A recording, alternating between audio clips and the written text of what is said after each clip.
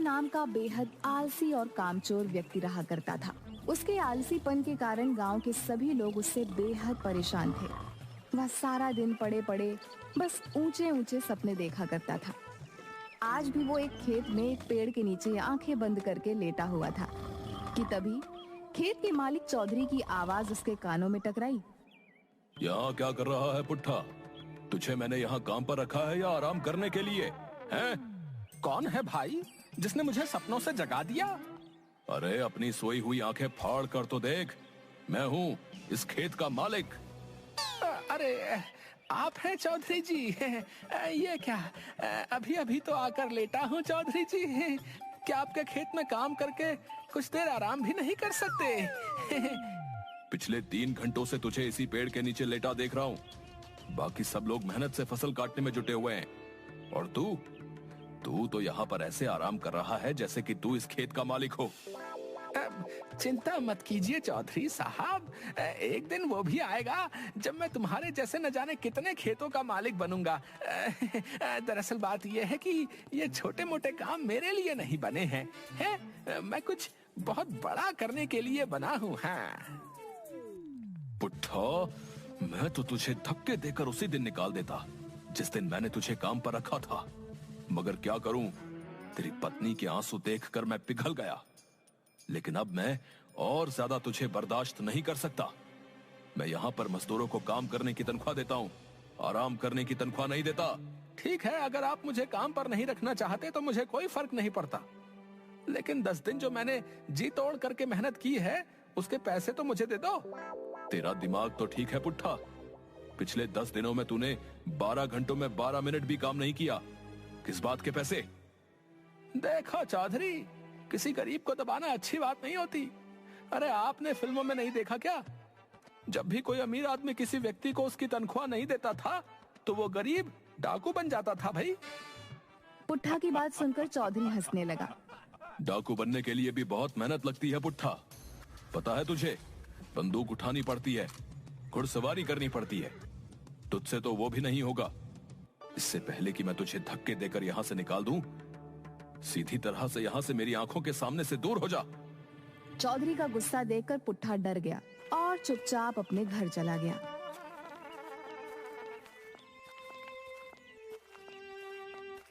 दोपहर के वक्त पुट्ठा को घर पर देखकर उसकी पत्नी शर्मीली को गुस्सा आ गया। अरे इतनी जल्दी काम से कैसे आ गए? तुम्हारा काम तो शाम को खत्म होता है ना? चौधरी ने मुझे काम से निकाल दिया। काम से निकाल दिया? लेकिन क्यों? अरे मैं उसके खेतों में 10 मजदूरों के बराबर जी तोड़ मेहनत करके काम कर रहा था। कुछ मिनट पेड़ के नीचे आराम करने के लिए क्या बैठ गया है, वो बुरी तरह से भड़क गया।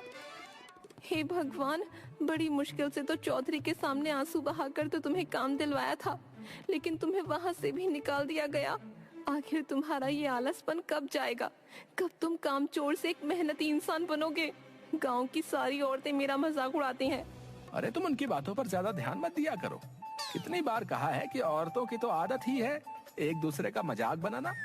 तुम्हें अपनी पत्नी का मजाक उड़वाना तो मंजूर है, लेकिन काम करना मंजूर नहीं है। अरे और पत्नियों को तो शिकायत रहती है कि उनके पति उनके साथ ज्यादा समय नहीं बिता पाते। तुम्हें तो खुश होना चाहिए शर्मिली कि तुम्हारा पति तुम्हारे हमेशा आसपास रहता है। इस तरह से तुम्हारे आसपास होने से मुझे क्या फायदा? इससे तो अच्छा तुम गायब हो जाओ। रसोई घर में कल रात ही आटा खत्म हो गया और राशन भी बिल्कुल नहीं है। मुझे कोई मतलब नहीं है, कहीं से भी लाओ पर राशन लेकर आओ। मैं राशन कहाँ से लेकर आऊंगा शर्मिली? चौधरी ने मुझे एक पैसा भी नहीं दिया। पैसे काम करने के दिए जाते हैं, आराम करने के लिए नहीं दिए जाते।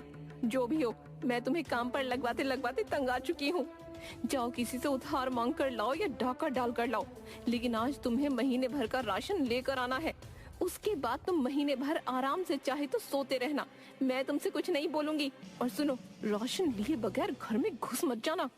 इतना कहकर शर्मिली ने वहाँ रखा चाकू गुस्से से उठा लिया। ये क्या कह रही हो शर्मिली? मैं तुम्हारा पति हूँ, क्या तुम मुझे मारकर विधवा बनोगी? इससे तो अच्छा मैं विधवा ही सही रहूंगी। कम से कम मुझे सुकून तो होगा कि मैं विधवा हूँ, मेरा पति मर चुका है।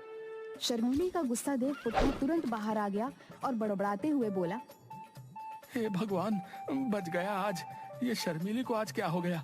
आज तो मेरी खैर नहीं। आज तो शर्मीली ने साक्षात काली का रूप ले लिया। लेकिन मैं राशन कहाँ से लेकर आऊंगा? गांव के हर व्यक्ति से तो मैं उधार मांग चुका हूँ। कोई तरकीब तो निकालनी पड़ेगी, नहीं तो आज शर्मीली मुझे नहीं छोड़ेगी। हाँ हाँ। तभी शर्मीली अंदर से चीख कर बोली, बाहर खड़े मत रहो, महीने भर का राशन लेकर आओ। जाता हूँ। पुट्ठा तेजी से बाजार की ओर चल दिया।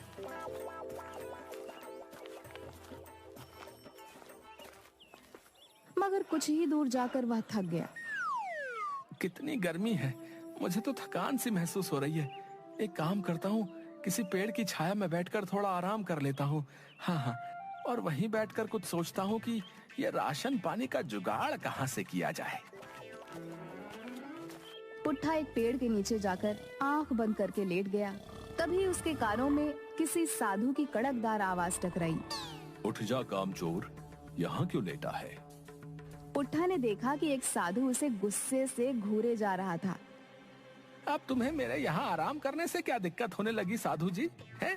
मुझे परेशान मत करो। अच्छा खासा मैं सपनों की दुनिया में खोया हुआ था। जिस पेड़ के नीचे तू सपने देख रहा है, वो पेड़ मेरा है। क्यों? इस पेड़ पर तुम्हारा नाम लिखा है क्या? हैं? इस समय मैं इस पेड़ के नीचे बैठकर तपस्या करता हूँ। तपस्या करनी है साधु जी तो हिमालय की चोटी में जाकर तपस्या करो, भगवान प्रसन्न होंगे। मैं तेरे बारे में सब जानता हूँ। तो इसमें नई बात क्या है? मैं इसी गांव का रहने वाला हूँ, वो तो सभी जानते हैं। मैं जानता हूँ कि तू इस वक्त क्या सोच रहा है। पुट्ठा उठकर खड़ा हो गया। क्या सोच रहा हूँ बताओ? तू सोच रहा है कि तू महीने भर का राशन कहाँ से लेकर आएगा और कैसे लेकर आएगा। अरे आप तो वाकई बहुत पहुंचे हुए साधु हैं, लेकिन इससे मुझे क्या घंटा फर्क पड़ता है? अरे मन की बातें तो बहुत से साधु बता देते हैं, पर मदद कोई नहीं करता। पुट्ठा की बात सुनकर साधु मुस्कुराते हुए बोला, अगर मैं तेरी मदद करूंगा तो क्या तू मेहनती बनेगा? जब तुम मेरी मदद करके मुझे धन दौलत दे दोगे तो मुझे मेहनती बनने की क्या जरूरत है? लेकिन वो सब बातें बात की हैं, तुम मेरी मदद कैसे कर सकते हो? पुट्ठा की बात सुनकर साधु ने अपना हाथ हवा में घुमाया कि अचानक एक मुर्गी साधु के हाथ में आ गई। अरे साधु जी, आप तो जादूगर भी मालूम होते हो। ये जादू नहीं मूर्ख, सिद्धि है। तुझ जैसा आम इंसान नहीं समझेगा। अब मेरी बात को ध्यान से सुन। इस मुर्गी को अपने घर ले जा। क्या साधु जी हैं? इस मुर्गी का भला मैं अचार डालूंगा? अरे मैं और मेरी पत्नी तो शाकाहारी हैं। मूर्ख व्यक्ति, पहले मेरी बात तो पूरी सुन। ये मुर्गी रोज एक अंडा देगी। समझ गया साधु महाराज, आगे बोलने की जरूरत नहीं है। और मैं उस अंडे को बाजार में बेच दूं? मूर्ख, ये तुझे रोज सोने का अंडा देगी। तू उस सोने के अंडे को रोज बाजार में बेच आना। धीरे धीरे करके तू अमीर हो जाएगा और तेरे सारे सपने पूरे हो जाएंगे। इसमें तो बहुत वक्त लग जाएगा साधु जी। मैं रोज रोज करके इसका अंडा देने का इंतजार नहीं कर सकता। मुझे आप ऐसी मुर्गी दे दीजिए जो एक बार में ही ढेर सारे सोने के अंडे दे दे, और फिर ये मुर्गी तो कल से अंडा देगी। मुझे तो अभी महीने भर का राशन लाना है। साधु ने क्रोधित होकर अपना हाथ दोबारा हवा में लहराया और मुर्गी गायब हो गई। तू सिर्फ कामचोर ही नहीं बल्कि मूर्ख भी है। अब जो भी हो साधु जी, मुझे तो तुरंत अमीर बनना है। साधु ने अपना हाथ फिर से लहराया कि तभी उसके हाथों में एक कुल्हाड़ी आ गई। ये ले, इस कुल्हाड़ी को अपने साथ लेकर जा। इस कुल्हाड़ी की खासियत ये है कि तू इस कुल्हाड़ी को जिस पेड़ पर भी चलाएगा, ये कुल्हाड़ी उस पेड़ को अपने आप काट देगी और तू उन लकड़ियों को बाजार में बेच आना। ये कैसी बातें कर रहे हैं साधु जी? हैं? कुल्हाड़ी ही देनी थी तो सोने की देते। अब आप ही बताइए, लकड़ियां बेचने तो मुझे बाजार जाना पड़ेगा ना, उसमें मेहनत लगेगी, वो मैं नहीं कर सकता। पुट्ठा की बात सुनकर साधु बुरी तरीके से झुंझला गया। तो फिर तुझे क्या चाहिए? साधु की बात सुनकर पुट्ठा बहुत ही गहरी सोच में डूबते हुए बोला, फिलहाल तो मुझे आपके पास जितने भी पैसे हो वो मुझे दे दीजिए, ताकि मैं महीने भर का राशन भरवा लूं। पुट्ठा की बात सुनकर साधु ने एक नोट निकालकर पुट्ठा को थमा दिया। ये ले। ये तो सिर्फ 50 रुपए है। इससे महीने भर का राशन तो क्या, आज का भी राशन नहीं आ पाएगा। आपको पता भी है महंगाई कितनी हो गई है। कहाँ तो आप सोने का अंडा देने वाली मुर्गी मुझे दे रहे थे, और आपकी अपनी जेब से निकला क्या सिर्फ 50 रुपए? मूर्ख व्यक्ति, मैं अपने पास सिर्फ उतने ही पैसे रखता हूँ जितना मैं अपने पेट में अन्न ग्रहण कर सकूं। बाकी सिद्धि और मोह माया की बातें तेरे जैसा बेवकूफ क्या जाने। तेरा कुछ नहीं हो सकता। इतना कहकर साधु वहां से चला गया। चलो कम से कम 50 रुपए तो मिले। पुट्ठा 50 रुपए लेकर बाजार घूमने लगा। तभी पुट्ठा की नजर गांव में बनी एक नई छोटी सी दुकान पर पड़ी, जहां पर गरम गरम समोसे बन रहे थे। लगता है ये दुकान नई है और समोसे बनाने वाला भी। इस गांव में नया लगता है ये। समोसे की खुशबू बहुत अच्छी आ रही है। चलो एक काम करता हूँ, कुछ समोसे इसी 50 रुपए के खरीद लेता हूँ। अगर राशन का जुगाड़ नहीं हुआ तो शर्मीली समोसे खाकर ही पेट भर लेगी। कम से कम समोसे खाकर उसका गुस्सा तो शांत हो जाएगा। पुट्ठा सीधा समोसे की दुकान पर चला गया। पुट्ठा दुकानदार से बोला, लगता है इस गांव में नए हो। जी बाबू साहब, कुछ दिन पहले ही मैंने दुकान खोली है। सुना है इस गांव में काफी खुशहाली है। हाँ हाँ वो तो है। वैसे एक समोसा कितने का दे रहे हो? 5 रुपए का एक समोसा है। इस महंगाई ने भी कमर तोड़ दी है भैया। हमारे बचपन में 1 रुपए के 5 समोसे आया करते थे। वो जमाने लद गए साहब। शहर में तो ये समोसा 10 रुपए का मिलता है। सही है, ये लो 50 रुपए। 10 समोसों का पैकेट बना देना। मैं कुछ देर बाद आपसे आकर ले लूंगा, ठीक है? ठीक है। पुट्ठा समोसे वाले को पैसे देकर बाजार में इधर उधर नजरें दौड़ाने लगा। तभी उसकी नजर एक राशन की दुकान पर पड़ी। पुट्ठा उस दुकान में घुस गया। ये लो झोला और महीने भर का राशन भर दो, और पैसे हिसाब में लिख लेना। मैं अगले महीने दे दूंगा, ठीक है? तेरा दिमाग तो ठीक है पुट्ठा, हैं? अबे तूने तो पिछली उधारी ही नहीं चुकाई। पिछले 6 महीने से तू मुझसे यही कह रहा है कि कल दे दूंगा, कल दे दूंगा। मेरे पैसे देना तो दूर, तू उल्टा उधार मांगने वाला चला आया। भाग यहाँ से। अरे अगर राशन नहीं देना तो अकड़ क्यों रहे हो भैया? हैं? आपको किसी गरीब की बेइज्जती करते हुए शर्म नहीं आती? अबे तू पिछला उधार दिया नहीं और नया उधार मांगने और आ गया। तेरी आरती उतारू क्या है बे? देख पुट्ठा, मैं तुझे 1 रुपए का भी उधार नहीं देने वाला। सबसे पहले पिछली उधारी चुका, और उसके बाद जो भी सामान खरीदना है नगद खरीद।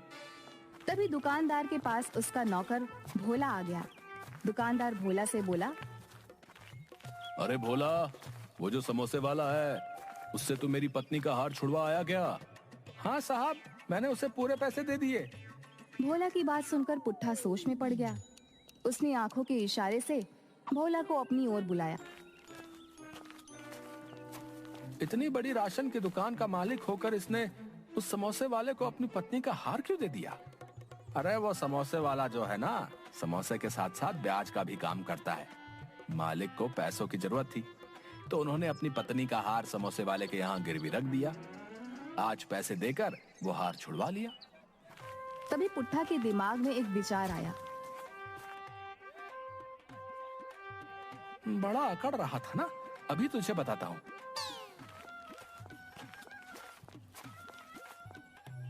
पिछली उधारी कितनी थी मेरे ऊपर? सब मिलाकर पूरे 5000 रुपए। मैं जानता था तुम मुझे उधार नहीं दोगे, इसीलिए मैं अपनी पत्नी की अंगूठी चुपके से ले आया था, और मैंने उसे 10,000 रुपए में समोसे वाले के पास गिरवी रख दिया था।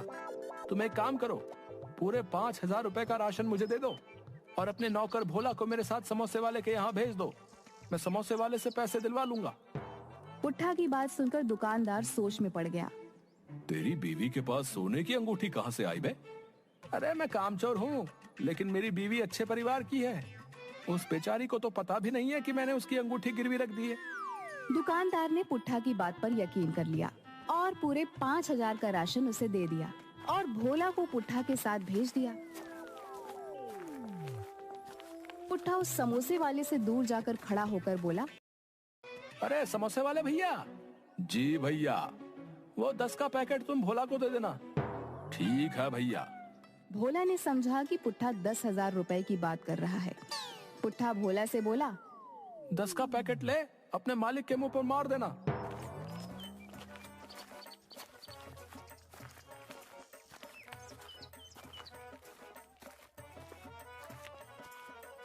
राशन देखकर शर्मीली हैरत में पड़ गई।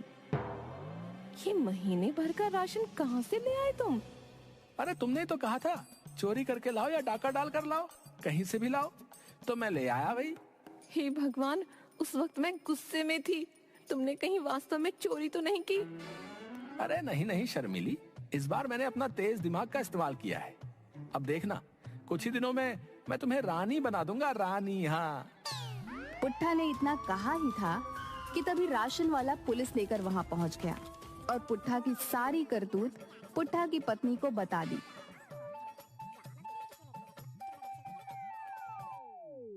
रे लोगों को बेवकूफ बनाता है बे। चल थाने ले जाकर तेरी वो पिटाई करूंगा कि तू लोगों को बेवकूफ बनाना भूल जाएगा। मुझे माफ कर दो थानेदार साहब, मैं आइंदा ऐसी हरकत नहीं करूंगा। रे तू माफी के लायक नहीं है, तू एक शातिर ठग है। फिल्मी स्टाइल में लोगों से ठगी करता है। जरूर तूने राजू चाचा मूवी देखी होगी।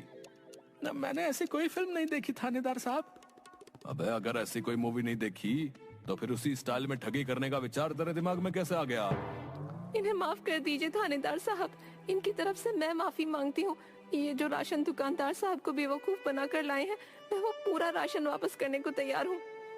इतना कहकर शर्मीली ने सारा राशन उस दुकानदार को पकड़ा दिया। पुलिस वाले को तो शर्मीली के ऊपर तरस आ गया और उसने पुट्ठा को छोड़ दिया।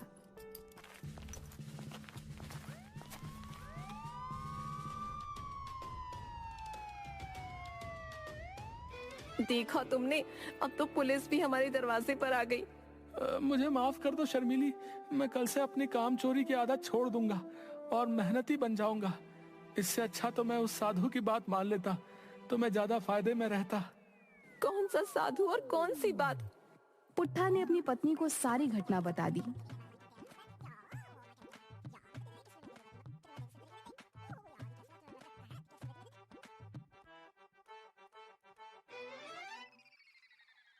साधु ने बिल्कुल सही कहा था, तुम वाकई एक बेवकूफ आदमी हो।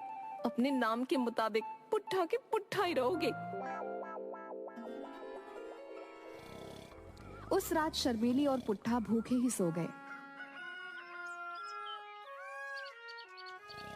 और अगली सुबह शर्मीली जब आंख खोलती है तो शर्मीली ने देखा उसके बगल में कुछ पैसे रखे हुए थे। शर्मीली ने तुरंत अपने पति पुट्ठा को उठाया। ये पैसे कहाँ से आए? पैसों को देखकर पुट्ठा सोच में पड़ गया। तभी सामने वही साधु प्रकट होकर बोला, ये पैसे मैंने रखे हैं बेवकूफ, क्योंकि तूने मुझसे पैसे ही मांगे थे। चाहता तो मैं तुझे सोना चांदी भी दे सकता था, लेकिन उससे तू और कामचोर हो जाता। इन पैसों से अपने घर का महीने भर का राशन ले आना और इनमें से जो कुछ पैसे बचेंगे तो उन बचे हुए पैसों से कोई छोटा मोटा कारोबार कर लेना और मेहनत से पीछे मत हटना। मुझे माफ कर दीजिए साधु महाराज, मैं मेहनत से अब पीछे नहीं हटूंगा। हाँ। साधु मुस्कुराता हुआ वहां से गायब हो गया और पुट्ठा देखते ही देखते मेहनती और एक सफल कारोबारी बन गया। कुछ ही सालों में वो गांव का सबसे अमीर आदमी बन गया। आज पुट्ठा की गिनती सफल व्यापारियों में होती है।